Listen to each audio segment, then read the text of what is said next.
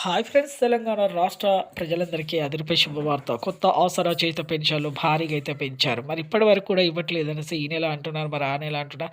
ఇప్పటివరకు కూడా ఇవ్వట్లేదు ఎందుకనేసి చాలామంది అయితే అడగడం జరిగింది. ప్రతి ఒక్కరికి కూడా ఇన్ఫర్మేషన్ క్లారిటీగా అర్థం కావాలంటే స్కిప్ చేయకుండా అయితే వీడియో అయితే చూస్తేనే మీకైతే అర్థమవుతుందండి. లేట్ చేయకుండా అయితే వీడియోలోకెళ్ళే ముందు ఒక లైక్ చేయండి. పక్కన bell icon all symbol button గంట సింబల్ ఒకటి షేర్ చేయండి 10 మందికి.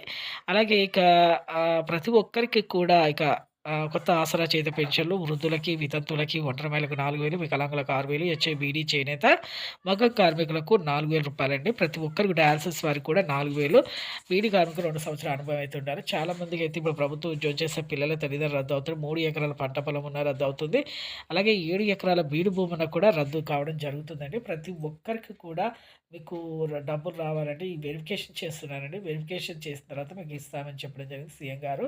ఇప్పుడు ఆధార్ కార్డ్ ఫేక్ చూపిస్తున్నారు. సదరన్ సర్టిఫికేట్స్ ఫేక్ చూపిస్తున్నారు. రేషన్ కార్డ్ కూడా ఫేక్ చూపిస్తున్నారు. ఇలా వెరిఫికేషన్ చేయడం వల్ల లేట్ అయిందని చెప్పడం జరిగింది. Thanks for watching.